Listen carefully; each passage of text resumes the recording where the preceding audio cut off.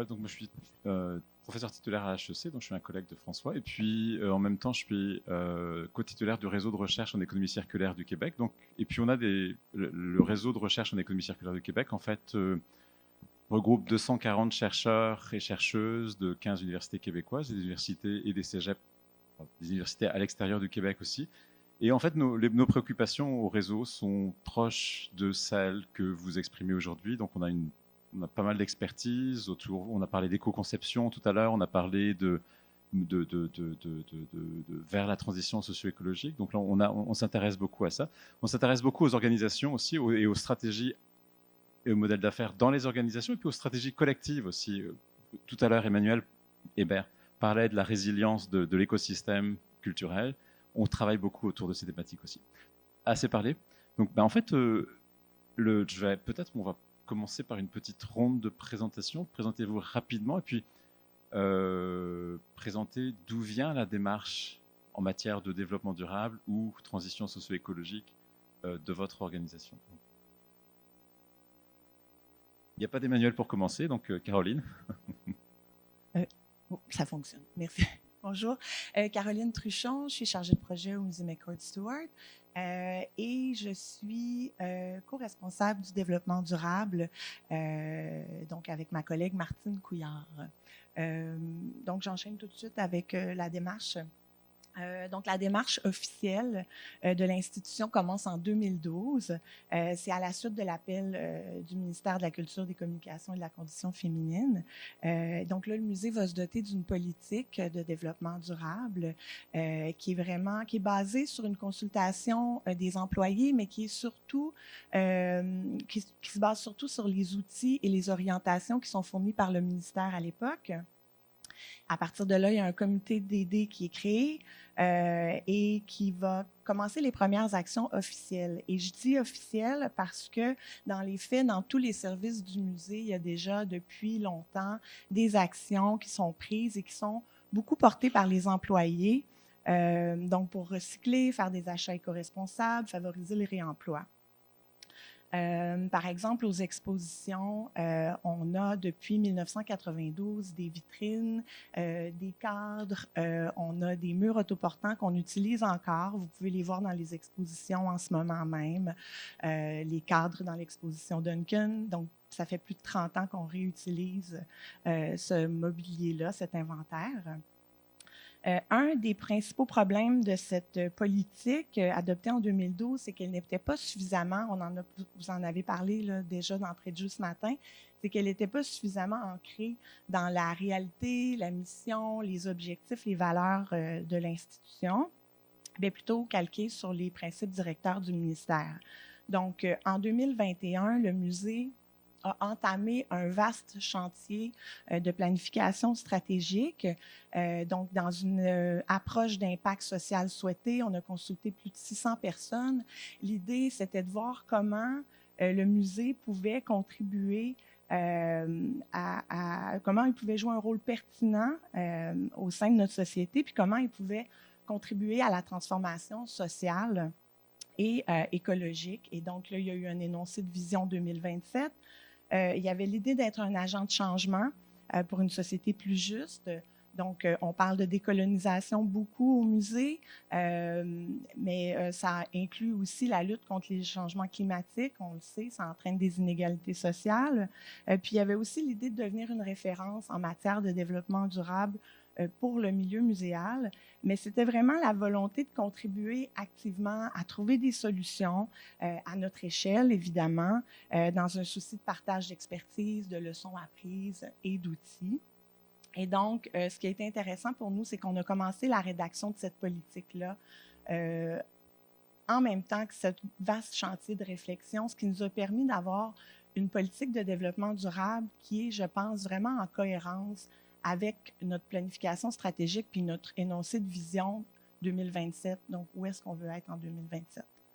Merci Caroline. Donc c'est un processus qui a été très émergent, qui a construit sur des initiatives qui étaient séparées, portées par des individus ou par des petits groupes autour de l'éco-conception, autour des aspects très environnementaux. Super, merci. Donc Amélie. Oui, bonjour, je m'appelle Amélie Duceppe, je suis directrice générale chez Duceppe et nous, on est une beaucoup plus petite organisation. Donc, ça s'est fait un peu plus. Ben, pour vous raconter, en fait, ça a commencé, Anne-Catherine Lebeau et moi, on s'est rencontrés au HEC dans un cours, on a fait des travaux d'équipe ensemble. Elle m'a parlé de Écocéno qui commençait, on s'est dit, tiens, on va essayer ça pour une production. Et là, on est avant la pandémie, donc on commence à travailler, à faire un processus éco-responsable, puis on se rend compte que, waouh, c'est des gros changements dans des façons de faire qui sont établis depuis de nombreuses années. Et puis, on s'est dit que, parce qu'au départ, on pensait le faire peut-être une fois par année, mais on a vite réalisé que si on le faisait une fois par année, on ne bâtirait pas des connaissances. Ça serait bien, mais ça reviendrait presque à des coups d'épée dans l'eau parce que le temps de tirer des leçons apprises puis de recommencer l'année suivante, on aurait oublié. Donc là, on a travaillé sur chacune de nos productions, toujours accompagnées. On a essayé, en fait, en début de saison, de se dire, je pense qu'on a assez acquis de connaissances. On est assez autonome, puis finalement, on s'est rendu compte que non, les façons de faire reviennent, le naturel revient au galop très rapidement, donc on a repris l'accompagnement tel qu'il était. Mais à la base, donc cette motivation-là, c'était d'être en cohérence avec nos valeurs, parce qu'on avait un peu une dissonance entre ce qu'on faisait, les conséquences qu'on pouvait avoir, puis et donc comment retrouver une cohérence à ce niveau-là, de diminuer notre éco-anxiété par des actions, et ça, c'est vraiment au niveau individuel, personnel à moi, mais aux membres de l'équipe.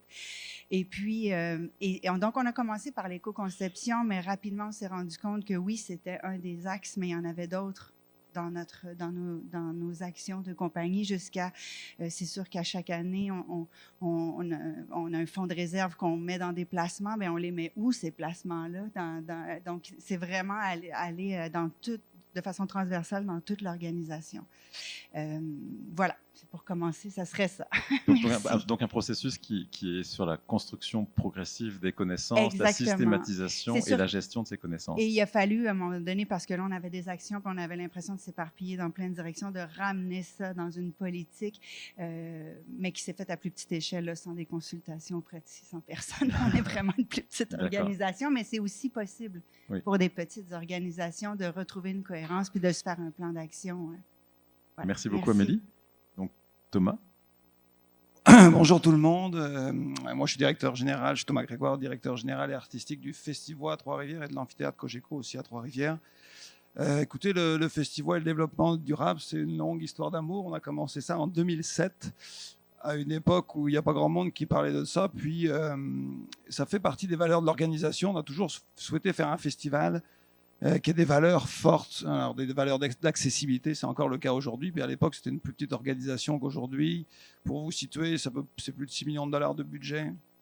C'est 9 jours de festival en pleine ville, en plein centre-ville à Trois-Rivières, puis on attire entre 20 et 30 000 personnes. Évidemment, un festival, c'est polluant, c'est vrai. Là, et donc, chercher à diminuer l'impact d'un festival, c'est important. Puis j'ai aimé ce que j'ai entendu aussi tout à l'heure, ça crée du lien social. Un festival comme le nôtre, un passeport pour aller voir tous les spectacles, c'est 79 $, puis il y a 30% des spectacles qui sont gratuits, c'est gratuit pour les enfants de 10 ans et moins, ça crée du lien social, on mélange les générations, on a besoin de moments comme ça, surtout dans nos vies actuelles, où il y a tellement de tensions, juste rassembler les gens au bord du fleuve un soir d'été, pour aller écouter de la musique, des artistes connus, des artistes qu'ils ne connaissent pas, mais qu'on veut les amener à découvrir, tout ça, ça fait partie d'un enchaînement vertueux. Donc, c'est une question d'équilibre. Dans le fond, jusqu'où on veut aller là-dedans. Nous, on est à pleine capacité. On n'a pas choisi d'aller sur un autre site pour faire plus grand, plus gros. Par contre, on est installé en plein cœur du patrimoine historique, du patrimoine naturel aussi. Puis on met en valeur les lieux. On les abîme pas. On épouse les lieux dans la scénographie des lieux. Puis aussi, on a mis plein d'actions en place qui sont super concrètes pour les festivaliers. On les incite à être des éco-festivaliers aussi, parce qu'il y a ce qui nous appartient, nous, organisations culturelles, puis il y a ce qui appartient aux gens. Donc, on fait notre part, mais on demande aussi aux gens de faire leur part. Venez utiliser le transport en commun. À Montréal, c'est évident d'utiliser le transport en commun. En région, c'est plus difficile. Donc, un festival est un moment idéal pour proposer aux gens de prendre le transport en commun. Nous, on ferme des rues, c'est piéton, le festival. Pendant l'événement, il n'y a pas de place de stationnement pour tout le monde. Donc, on prend le transport en commun. On fait un partenariat avec la société de transport. Ceux qui ont un billet, c'est gratuit le transport en commun. Puis, on rajoute des navettes à partir des principaux centres d'achat. Et grâce à ça, les gens viennent au festival, ils ont une expérience plus agréable plutôt que d'être bloqués dans le trafic. Puis peut-être qu'ils se disent, ou certains d'entre eux, du moins je l'espère, mais peut-être que dans l'année, je vais utiliser plus le transport en commun que ma voiture. C'est plein de choses comme ça qu'on a fait au fil des années. Là, je ne vais pas dérouler parce que sinon, je vais capturer la parole. Mais je crois beaucoup dans la sensibilisation aussi. On fait un festival, si on a la chance de rendre captive 20 à 30 000 personnes par jour, pourquoi ne pas les sensibiliser positivement?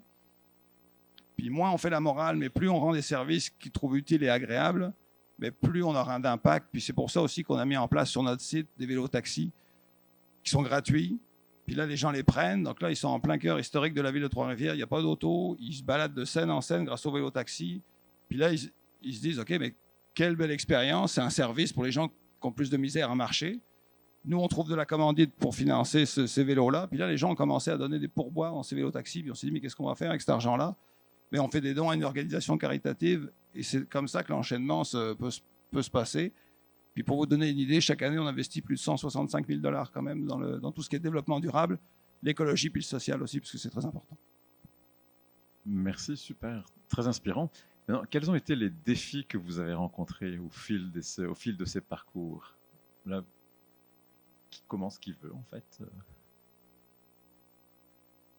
Les défis, c'est de repenser nos façons de faire. C'est de se poser des questions verticales, des fois, même parce que je n'ai pas abordé aussi, mais on s'est même posé des questions sur nos modes de production, nos cycles qui sont très courts de création, production, diffusion. Le spectre est court. Donc, comment on peut allonger ces cycles-là? Ça sort de la logique de l'éco-production, qui est peut-être plus le sujet de ce panel-là, mais c'est aussi ces questions-là. Donc, c'est de se poser ces questions-là, puis de voir à des nouvelles façons de faire, d'échouer, d'accepter l'échec et de l'embrasser, cet échec-là, parce qu'en fait, là où on a le plus appris, c'est quand on s'est planté. Et donc, c'est là qu'on a bâti le plus de valeur pour la suite. Ouais, je dirais que donc là, c'est un exemple de formation de la résilience au niveau de la prise de décision, au niveau puis de les partager, nos échecs. Nous, on publie nos résultats sur notre site, les bons, les mauvais, puis pourquoi ça a été des mauvais, puis quelles leçons on a tirées de ça. Si ça peut servir à d'autres, ça sera tant mieux. Et comment vos parties prenantes ont perçu cette candeur, ou perçoivent cette candeur? Ben, je ne sais pas, je ne leur ai pas demandé. Positivement, j'imagine. Ben, le partage de ce que vous avez sur votre site, moi, j'ai beaucoup adoré. Donc, si je peux être prenante, j'ai vraiment adoré. C'était un exemple pour nous parce qu'on se demande comment on va... on s'est dit qu'on pouvait justement afficher à la fin des expositions, mais de voir la façon dont vous l'avez fait, très clair, très en toute humilité, ben, ça nous a inspiré. Je dois dire qu'on veut le faire aussi. Ben, parfait. Tant mieux. Thomas? Moi, je dirais qu'à notre niveau, c'est le défi logistique. Parce que faire une conférence comme aujourd'hui, ou avec, je ne sais pas combien on est, peut-être 200-300 personnes, mais à 20-30 000 personnes, c'est un défi quand même. Juste le tri des déchets, là, même si on met les poubelles qu'il faut. On a introduit le compost cette année. En tout cas, on en a plus d'une centaine de poubelles partout, des bleus, des noirs. On met des panneaux, on met de la publicité. On a une escouade aussi qui va dans la foule puis qui explique aux gens. Mais à 8 h du soir, c'est facile de trier dans la bonne poubelle ces déchets à 11 h 30 après avoir bu quelques bières de trop. C'est plus difficile pour certains festivaliers de choisir la bonne poubelle. Donc, puis c'est correct, les gens ont besoin de s'amuser aussi, mais c'est une réalité. Le plus gros défi pour nous, c'est pas de convaincre l'équipe, c'est pas de convaincre les fournisseurs, pas de trouver le matériel. Ça reste quand même les gens et on met en place donc des chaînes de tri. Mais il faut se rendre compte quand même l'effort que ça représente là en termes de juste les canettes. L'an dernier, c'est 100 000 canettes qu'on a vendues à peu près. Donc là, heureusement, l'aluminium, c'est quelque chose qui est facilement ramassable, qui est consignable, qui est facilement recyclable, beaucoup plus que les éco-cups. Ça, c'est un sujet en soi. Là. Mais nous, on favorise, la vérité, c'est qu'on favorise l'aluminium. On ne donne pas de verre en plastique aux gens, parce que la plupart du temps, les gens, ils gardent les verres. Et pourtant, on élimine le brand pour que ce soit pas beau, puis qu'ils nous le ramènent. Bref, donc c'est pas si écologique que ça, l'aluminium plus. Je suis en train de délirer, là, mais dans le fond, c'est ça, c'est les gens, le défi, puis c'est sans fin.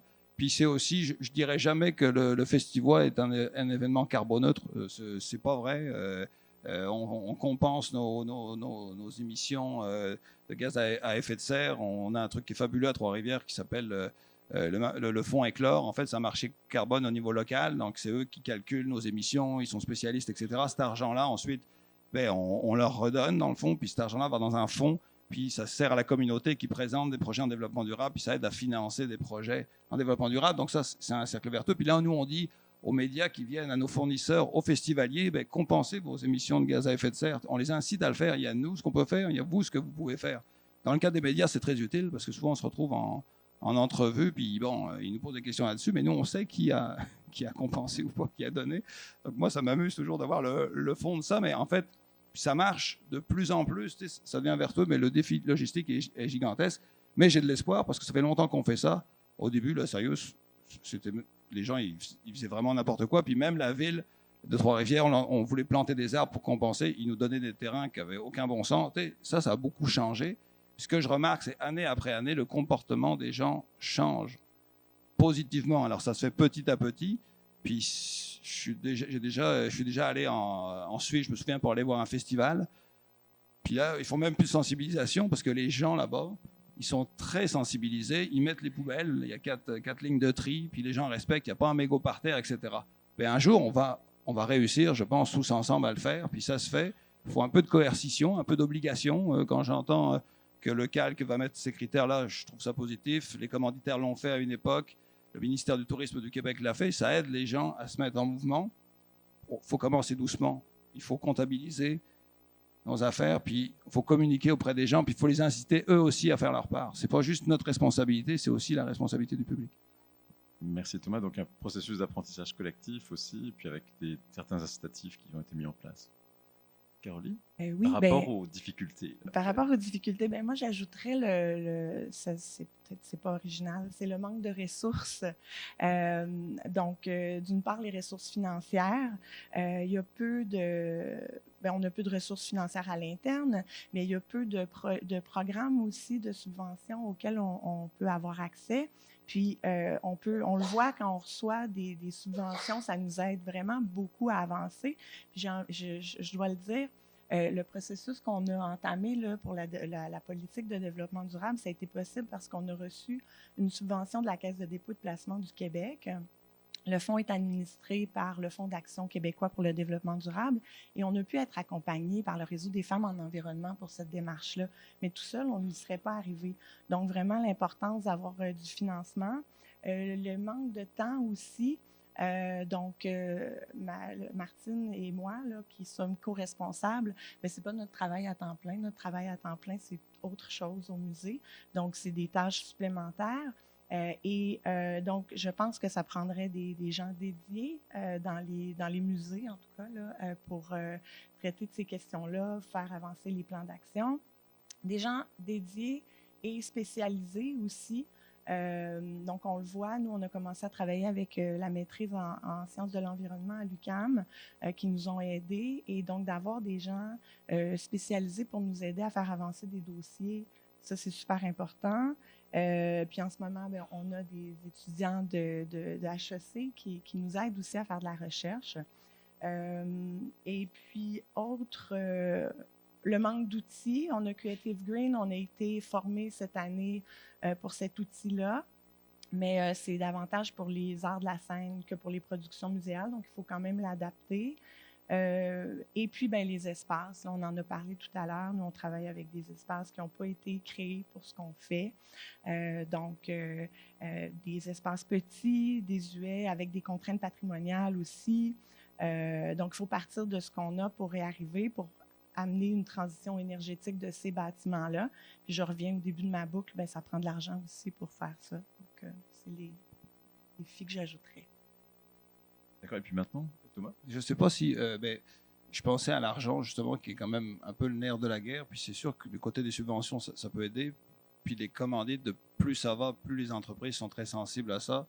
C'est plus facile, paradoxalement, d'aller chercher maintenant de l'argent via notre politique de développement durable parfois que via le fait culturel. C'est dommage de les opposer, là, mais c'est une réalité. Donc, si on met du développement durable dans notre vie, dans notre philosophie, je pense que ça nous aide peut-être à aller chercher du côté du privé des ressources supplémentaires. Et puis, nous, on a vu ça aussi comme des produits commanditables. Notre plan de développement durable, il y a un commanditaire.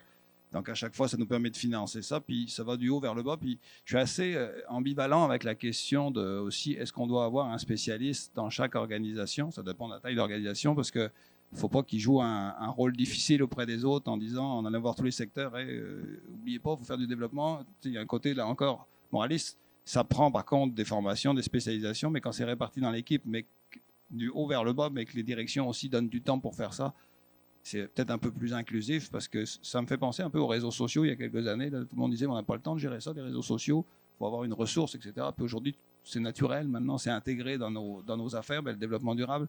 J'espère qu'on va se rendre là. Puis si on est capable de le faire en équipe, on est capable de faire des comités. Il faut que dans la planification stratégique, du conseil d'administration jusqu'à l'équipe, ce soit partagé, puis que ce soit naturel d'investir là-dedans, puis de se dire qu'est-ce qu'on va faire, qu'est-ce qu'on peut innover chaque année, où est-ce qu'on s'est trompé, comment on peut corriger. Puis avec ça, moi, avec l'expérience, je me rends compte que c'est à chaque fois positif. Puis même, ça nous amène de l'argent, donc qu'on redistribue ensuite. Puis ça je trouve que c'est intéressant. Puis là encore, c'est porteur d'espoir, je pense. Merci Thomas.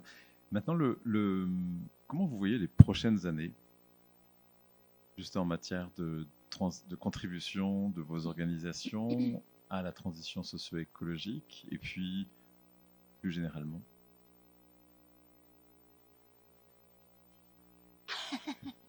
Sans boule de cristal. J'avais commencé tantôt, fait que je vais continuer. C'est sûr que moi, je suis une productrice de théâtre, donc c'est moi qui suis souvent écartelée entre les ambitions artistiques et la réalité budgétaire. Et puis là, en déposant la grille de l'analyse financière par-dessus les ambitions artistiques, maintenant, on y dépose une deuxième grille qui est celle de l'accès aux ressources dans une utilisation responsable de ces ressources-là.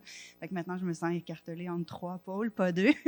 Fait que j'espère réussir à ce que ces pôles-là se rejoignent pour que les ambitions artistiques puis je ne veux pas dire que les artistes n'ont pas conscience de l'utilisation des ressources, pas du tout, mais dans le temps qu'on a pour produire un show, avec l'argent qu'on a, des fois, c'est difficile d'y arriver. Fait comment on peut...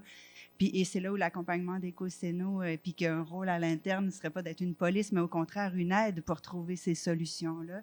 C'est ça l'avenir. Puis pour ensuite développer une autonomie des équipes pour que ça devienne même plus une nouvelle façon de penser, mais juste la façon de faire et avec les connaissances qui ont été apprises. Et puis, il faut vraiment travailler à l'accès aux ressources. Ça, c'est pour nous le défi, là, parce qu'elles ne sont pas faciles à trouver dans le laps de temps qu'on a pour produire. Donc, une mutualisation.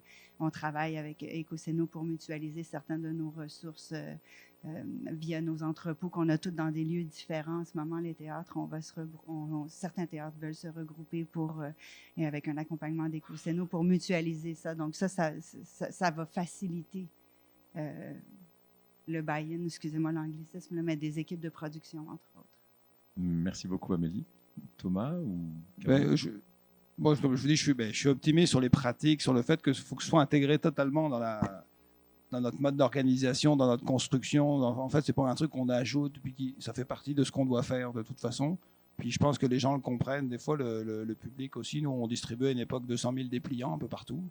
Puis aujourd'hui, c'est 0 dépliant parce qu'on fait ça plus numériquement. On avait des passeports physiques. Donc, la clientèle d'un certain âge, elle n'était pas contente. Dans le fond, quand on a enlevé ça, mais on leur explique avec l'argument du développement durable. Donc ça, je pense que ça va. Après, il y a un autre côté aussi. On est fin juin, début juillet au bord du fleuve. Je l'ai dit, en pleine ville, on les voit, les changements climatiques. Là, on a passé un été quand même assez difficile.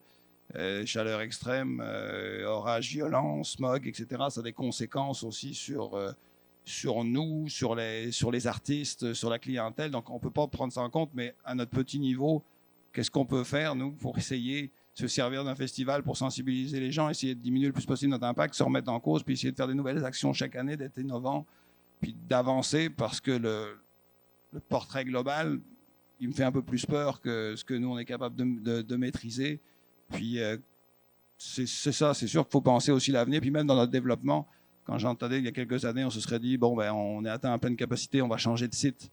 Mais si on change de site, qu'on n'est plus en pleine ville, ça veut dire qu'on va avoir des génératrices partout. Alors que là, on fonctionne à l'hydroélectricité. Dans le fond, maintenant, tout ça, ça fait partie de notre raisonnement.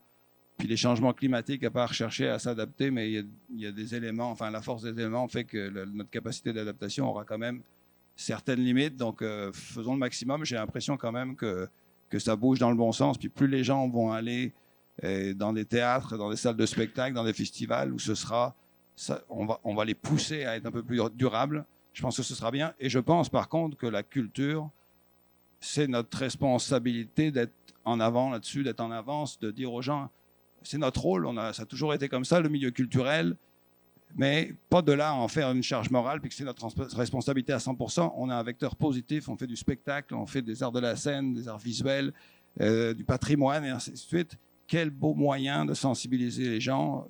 On doit être en avance de ça, puis il faut jeter à corps perdu là-dedans, je pense, sans oublier les modèles d'affaires. Puis quand j'entends que les gouvernements sont prêts à nous aider ou à bonifier des subventions, là, je prends ma chance, bonifier des subventions. Si on fait plus de développement durable, enfin bref, ça fait un tout, ben, ça va nous aider collectivement, c'est sûr. Donc voilà, je suis partagé entre l'optimisme et puis la crainte de plein d'affaires. Voilà. Merci. Caroline?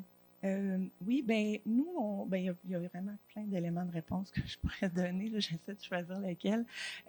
On vient de terminer un premier bilan. On a fait un bilan. On a publié un article cette semaine qui a été mis en ligne.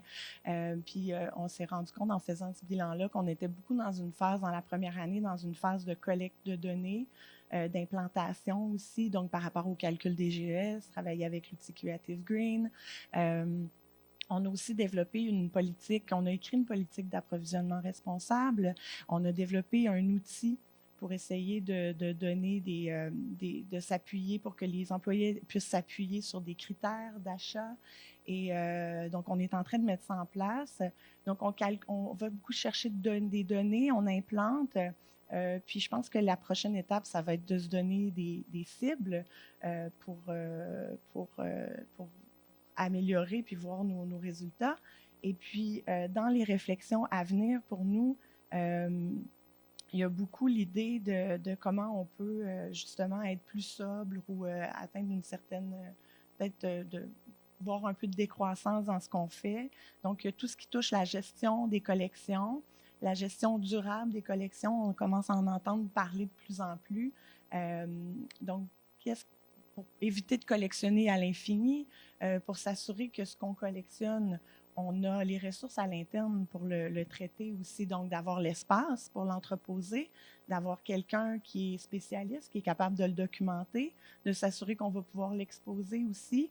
Donc, je dirais que ce n'est pas juste de se dire on va acquérir parce que ça fait partie de notre politique de gestion des collections, d'acquisition, puis que c'est en lien avec notre mandat, mais est-ce qu'on a vraiment les ressources pour s'occuper dignement de cet objet-là? Il y a aussi, ça a été abordé ce matin un peu quand même, mais l'idée du partage de propriété, d'explorer des nouveaux modèles de gouvernance puis d'autorité sur les collections. Donc ça, c'est vraiment des réflexions pour nous qui vont nous habiter dans les prochaines années. Puis même réflexion aussi du côté des expositions. On a commencé à augmenter la durée d'exposition de ce qu'on présente, de diminuer le nombre. Donc, c'est ça, c'est un équilibre aussi, peut-être davantage. On se focalise beaucoup sur nos collections quand on crée des expositions, mais peut-être le faire davantage, comment le faire. Donc, c'est des réflexions qui nous habitent, c'est certainement des défis pour nous dans les prochaines années. Merci beaucoup. On a un petit peu de temps pour des questions, donc dans la salle. Je ne sais pas s'il y a un micro. Oui, si. Il y a des micros qui sont situés à mi-chemin de chaque escalier, de chaque côté de la salle. Si vous avez des questions à poser à nos panélistes sur les expériences qui nous ont partagées, c'est le moment. Prenez votre téléphone pour vous éclairer, parce qu'on vous voit pas. Vous avez aussi, effectivement, si vous n'osez pas arrêter le micro, la possibilité de l'envoyer numériquement via le Padlet. Allez-y. Bonjour, j'ai une question pour les trois panélistes. Au-delà de l'écran-conception, quelle autre stratégie, par exemple, mettez-vous en œuvre, comme de la mutualisation, peut-être, je pense au festival, mutualisation de matériel, peut-être aussi au niveau des musées ou du théâtre, mutualisation de l'inventaire, des choses de cet ordre-là? En fait, d'abord, quelque chose que je vais ajouter, je vais en profiter, c'est que ce qu'on fait aujourd'hui, ou ce qui s'est passé grâce au réseau des femmes en environnement, puis plein d'autres organisations, c'est ça, c'est de partager ce qu'on fait. Puis déjà, d'échanger des bonnes pratiques. Là, moi, je vous invite à aller voir ce qu'on fait au Festivois, puis on est prêt à donner, expliquer. Il y a plein de festivals qui sont venus nous visiter. Il y a la norme BNQ aussi, dont on est niveau 3, qui est en train de changer. Donc, c'est important ce partage-là. C'est comme ça qu'on va réussir. Puis c'est le cas aussi pour la mutualisation de ce qu'on fait. On essaye de se passer du matériel entre organisations. Déjà, même la construction même de ce qu'on fait, on réutilise du matériel qu'on a déjà employé. On a fait, exemple, des jeux pour enfants avec du vieux bois. Enfin, bref, on essaye d'avoir cette pensée-là pour tout. Puis oui, c'est une des clés de mutualiser les expertises, d'abord, de mutualiser le matériel, les pratiques aussi, ce qu'on a bien fait, ce qu'on n'a pas bien fait, etc. Donc, oui, c'est ce qu'on met déjà en place, puis je pense qu'il faut poursuivre ça. C'est une des clés, je pense, pour réussir, parce que c'est vaste, puis c'est des investissements aussi. Je parlais des poubelles, mais c'est ça, parce qu'après, on se ramène aux logistiques. On part de la théorie, de la pensée, puis ensuite, là, il faut ramener ça sur le terrain. Comment on fait concrètement? Comment on fait pour faire une chaîne de tri le soir? Comment on fait pour valoriser? Moi, je me souviens, les vélos-taxis, on n'a pas inventé l'idée. À New York, il y en a plein quand on y va, mais quand on a commencé à le faire, j'ai expliqué déjà ça, puis c'est super visuel, c'est super positif. Il y a plein d'autres événements qui sont mis à le faire, qui ont vu la pratique, puis tant mieux que les gens le fassent. Donc la mutualisation, oui, expertise, puis matériel, oui, dès qu'on peut. Merci Thomas. Oui, nous, on mutualise. Il y a l'expertise, effectivement. On fait partie de réseaux avec les musées nationaux où on se rencontre fréquemment pour discuter de nos enjeux. On partage des outils, des solutions ensemble, des réflexions. Donc ça nous aide beaucoup. On ne fait pas de mutualisation de nos inventaires, les vitrines, etc. parce que je dis souvent, là, même nous, à l'interne, dans le chargé de projet, on se bat pour avoir une vitrine. Ces murs-là sont souvent tous sur le plancher, donc ce serait difficile de mutualiser. Mais on essaie d'intégrer des réseaux, donc Ecoceno qu'on aime bien, on est contente de savoir que ça va revenir parce qu'on veut pouvoir soit aller porter des choses ou aller en chercher aussi. C'est pas nécessairement de la mutualisation, mais ça arrive aussi qu'on va louer au lieu de faire fabriquer. Des fois, ça coûte même plus cher la location. C'était le cas pour des gradins que j'avais fait, qu'on devait avoir dans l'exposition Parachute, une exposition de vêtements. Et puis, j'avais fait faire les soumissions pour les deux, puis ça coûtait un petit peu plus cher la location, mais c'était une façon pour nous de savoir qu'on le retournait et qu'on n'allait pas le jeter après. Donc, on a favorisé cette solution-là. Donc, voilà. Merci. Amélie? Tout a pas mal été dit déjà par mes deux collègues, mais l'accès à la ressource passe par la mutualisation ou la gestion d'un tiers de ces ressources-là. C'est peut-être plus simple parce que nous, dans nos organisations, on est trop petits pour pouvoir gérer ça, donc c'est plus simple comme ça. Puis après ça, comment les utiliser plus longtemps, ces ressources-là?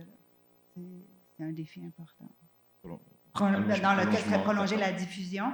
C'est sûr que, on rentre dans une logistique de diffusion propre au théâtre, là, mais nous, par exemple, on s'est mis on était seulement producteurs, on s'est mis maintenant à faire la diffusion de spectacles qui ont été produits ailleurs en collaboration avec les théâtres qui les ont présentés ailleurs pour allonger ce cycle de diffusion-là. Et donc, les ressources qui ont été utilisées, financières et matérielles, pour produire ce spectacle-là, sont utilisées plus longtemps et les artistes ont plus de rémunération parce qu'ils travaillent plus longtemps et les spectateurs ont accès à ces spectacles-là qui souvent sont complets très rapidement dans des plus petits théâtres. Donc, je pense que tout le monde y gagne au final. Merci beaucoup, Amélie. On a découvert tout un monde aussi d'entreprises qui peuvent récupérer. Quand on parle de mutualisation, je me souviens à l'époque, on avait des corps en place où il y avait la programmation de l'année, donc on ne peut pas réutiliser. On a cherché qu'est-ce qu'on peut faire avec ça. Au début, aujourd'hui, il y en a des entreprises qui reprennent ça. Mais on avait été voir les écoles, puis on leur avait donné ça, puis ils faisaient des séparateurs pour les élèves quand il y a des examens, sur leur petite table de travail. Des fois, les bannières, on a des immenses bannières. Des fois, le commanditaire change, on ne peut plus rien faire avec. Et là, on a trouvé des entreprises qui font des sacs avec, Donc, il y a comme un monde aussi qui est assez génial, en fait, qu'on découvre avec ça. Et puis voilà. Puis je pense aussi par rapport aux artistes, il y a une époque, on faisait des spectacles pour la famille, puis c'était assez, comment dire, on avait une scène, puis on faisait venir les artistes. Aujourd'hui, grâce à la réflexion développement durable, maintenant, on passe des commandes en fait à des artistes pour qu'ils montent des spectacles, on fait de la production, puis c'est plus des ateliers culturels avec une touche de développement durable. Donc, à partir de matériaux recyclés, ben, comment on fait les instruments, puis là, il y a un spectacle qui se met en place. On est vraiment sur la médiation comme ça. Donc, ça, c'est la réflexion développement durable qui nous a amené à ça. Puis aujourd'hui, on est bien plus content, c'est bien plus efficace. On trouve, avec les jeunes, ils s'amusent, ils participent en plus. Donc, on sait comment c'est important la médiation culturelle. Donc, et comme à un moment donné, ça vient tout seul, dans le fond. Il y a un enchaînement vertueux, puis ça se loge dans plein d'affaires, dont ça. Puis c'est vrai qu'aussi, si on est capable d'avoir du financement ou de se trouver du financement pour développer aussi, surtout en particulier la sensibilisation pour les enfants, moi je trouve que c'est vraiment intéressant d'avoir cette approche-là. Et puis voilà, je dis ça, mais on fait des ateliers de médiation aussi dans les CHSLD pendant le festival, on envoie des spectacles. C'est gratuit, ils ne payent rien.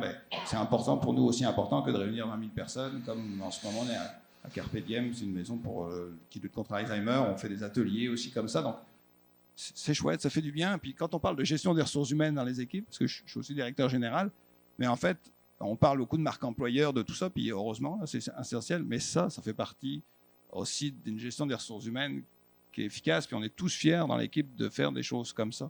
Donc, c'est pour ça que je parle d'enchaînement vertueux. Donc ça renforce l'engagement et le sens de l'identité de l'organisation. Vous avez une question? On vous a vu. Oui, bonjour, merci. Je dois d'abord dire que je suis vraiment honoré puis très, très, très heureux d'être ici. Je trouve ça vraiment, vraiment intéressant, tout ce que vous dites. Ma question, essentiellement, elle concerne une chose que vous avez dite par rapport à l'éducation puis la sensibilisation aussi des gens qui viennent aux événements. L'exemple que vous utilisez, par exemple, quand vous êtes allé en Suisse, puis les gens font le tri.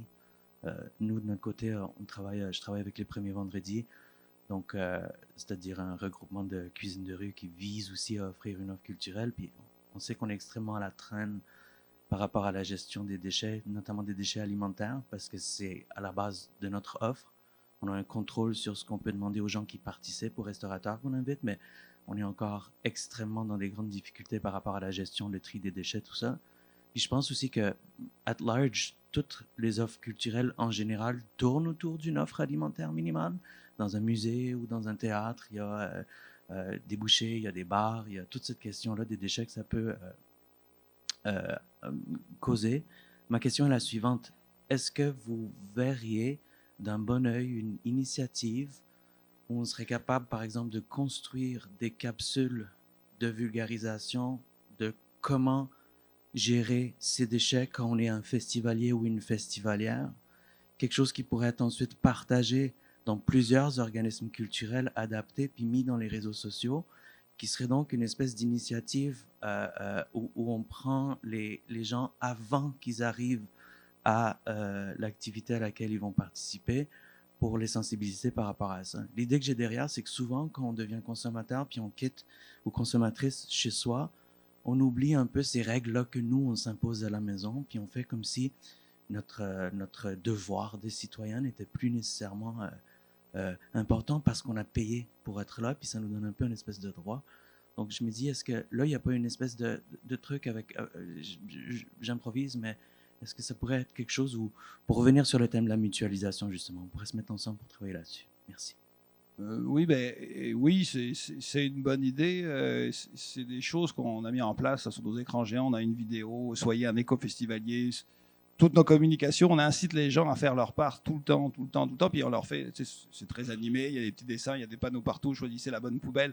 Et on fait beaucoup d'informations, puis je pense que ça aide. Puis ce qui aide aussi, c'est qu'à la maison maintenant, aussi avec le compost, etc., il y a une habitude qui s'est prise. Mais comme je vous le disais tout à l'heure, nous, on fait le maximum, on fait les vidéos, puis il faut les faire, parce qu'on va peut-être gagner du terrain, 5%, 10%.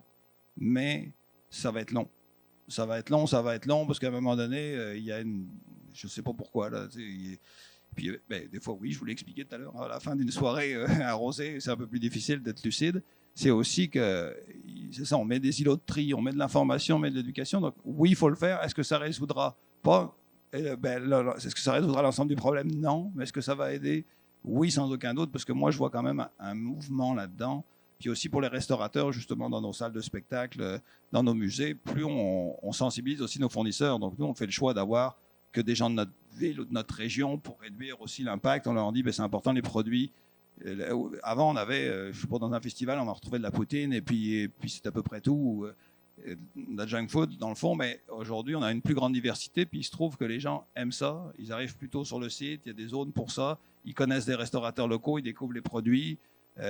Au lieu de boire 50 bières, ils vont peut-être boire du vin du Québec, et ainsi de suite, ainsi de suite. Donc, il y a quand même de l'espoir, mais ça ne réglera pas tout. Puis nous, il faut juste qu'on mette les outils à disposition, qu'on fasse de l'information, puis ensuite que la société dans son ensemble évolue. Puis je pense qu'on est là-dedans, tous ensemble. Là. Voilà, puis parfois aussi, il y a un défi logistique, comme je vous le disais. Là. Nous, des fois, les gens ne choisissent pas la bonne poubelle, mais des fois, c'est parce qu'elles sont pleines. Puis que sur un site de 20 30 000, il faut aussi de la main-d'œuvre qui accepte de vider les poubelles, les trier, etc. Ça aussi, c'est encore un autre sujet qu'on n'aura pas le temps d'aborder, mais c'est quand même un défi. Mais oui, faites de la promotion, éduquer les gens, des trucs un peu rigolos, expliquer comment ça peut marcher. Voilà, mais avant, c'était vraiment un défi, mais depuis que maintenant, à la maison, comme je vous le disais, c'est arrivé, c'est quand même plus facile. Moi, je n'ai pas d'offre alimentaire, fait que la question est moins directe. Puis on est locataire de notre lieu, donc c'est la Place des Arts qui gère tous les déchets. Je sais qu'ils sont dotés d'une politique, puis que ça avance de ce côté-là, mais je vais laisser la parole aux autres, ça ne correspond pas du tout à ma réalité. Bien, pour le service alimentaire, nous, c'est un sous-traitant. Là. C'est quelqu'un qui est au musée. On l'a choisi aussi, je pense, justement, pour... il y a un volet éco-responsable et tout. Je connais moins ce volet-là.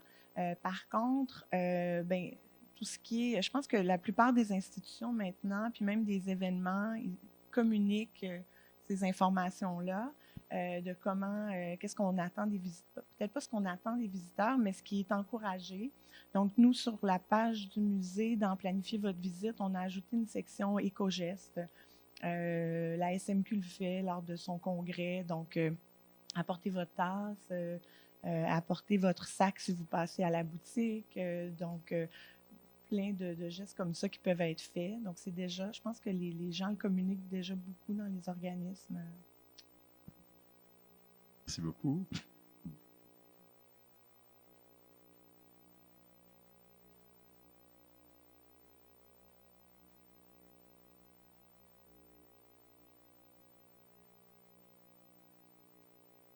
Ok. Ah, voilà. Ah oui, c'est vrai que j'aurais pu. On a reçu une question numérique en ligne. Une deuxième qui s'en vient. Alors, ça se type.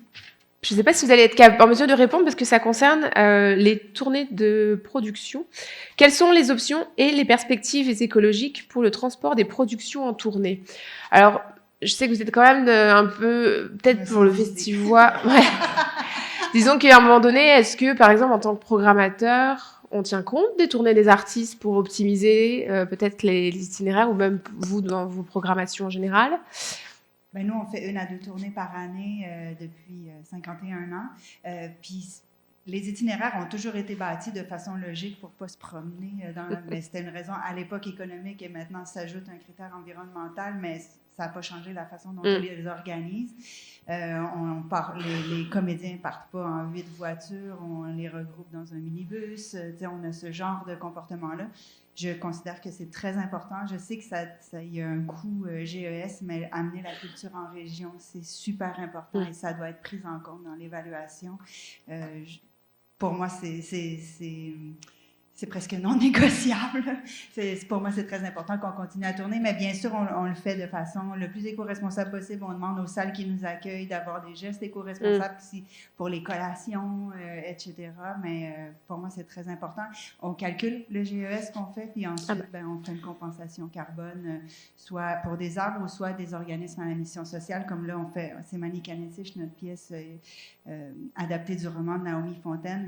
La compensation carbone va à un organisme qui fait de la sensibilisation par rapport aux réalités autochtones. Donc, on essaie d'être le plus correct environnementalement possible, mais je considère que c'est important d'amener la culture en région. Cela dit, on reste au Québec, on ne tourne pas à l'étranger. C'est un plus petit impact. Est-ce que quelqu'un voulait ajouter C'est à peu près la même réponse, dans le fond. Avant, c'était une logique économique. Là, pour avoir des artistes, même internationaux, c'est bien quand on a plusieurs dates sur un seul territoire.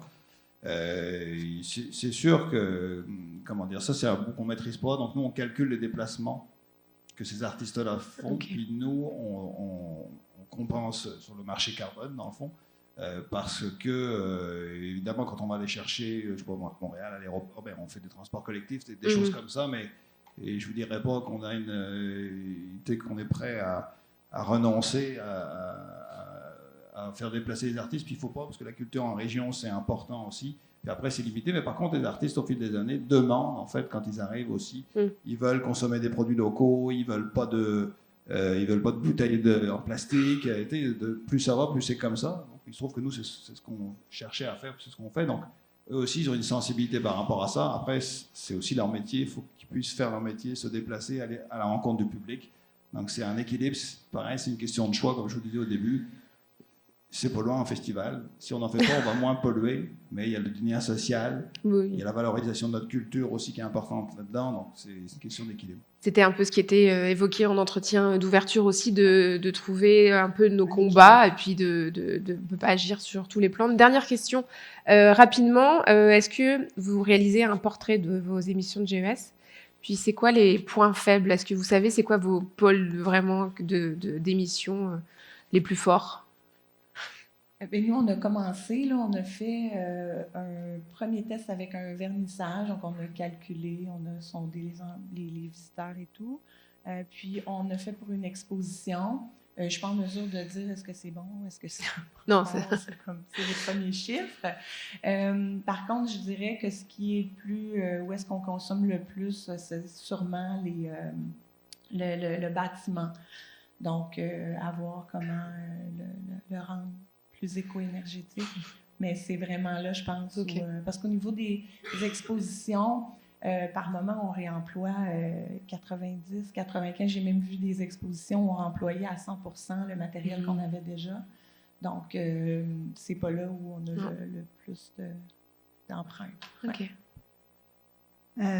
Nous, c'est ça. On n'a pas commencé à mesurer le transport des spectateurs. Par exemple, on a fait un sondage, puis 40% viennent en transport en commun contre 32% en voiture, puis les autres, c'est des autopartages au vélo. Fait que je suis quand même assez contente. J'ai été surprise de ces résultats-là. Ça, on ne les calcule pas pour le moment. Sinon, probablement, c'est la tournée qui serait notre plus... parce que nos productions, maintenant, sont rendues à peu près dans ces niveaux-là de réutilisation de ressources. Donc... c'est ça. Le transport. transport. Et puis, ce qu'on maîtrise moins aussi, mais ça, on arrive globalement à calculer, parce que d'abord, les artistes, nos équipes, on est capable de savoir d'où ils viennent, puis de compenser. Les festivaliers aussi, parce qu'on sait d'où ils achètent. C'est plus dans l'offre alimentaire. D'où viennent les produits que les restaurateurs utilisent. Ça aussi, c'est un enjeu. C'est pas une information qu'on maîtrise quand on calcule, on leur demande. Hein. Ils viennent de la région, mais c'est pas pour ça qu'ils utilisent que des produits de la région. Donc là, d'où viennent les produits, ça c'est un calcul qui est plus complexe puis qu'on ne maîtrise pas. Puis c'est pour ça que dans nos communications, quand je parlais de carboneutre, on dit jamais on dit qu'on compense les GES que nos équipes ou les artistes ont généré dans le cadre de leur déplacement. Tu sais, c'est important la crédibilité. On ne va pas dire des carboneutres, on compense les GES, c'est pas vrai. Là. Donc on dit ce qu'on fait parce que ça aussi, le danger qui nous guette, c'est l'éco-blanchiment, c'est ça. Donc c'est important de préciser parce que je pense pas qu'il y a personne qui peut être sûr de ces calculs, enfin, de l'entièreté de ça. Donc, il faut prendre. C'est pour ça que c'est bien quand l'aspect scientifique, on est outillé puis aidé parce qu'on peut aller plus loin. Mais bon. Puis...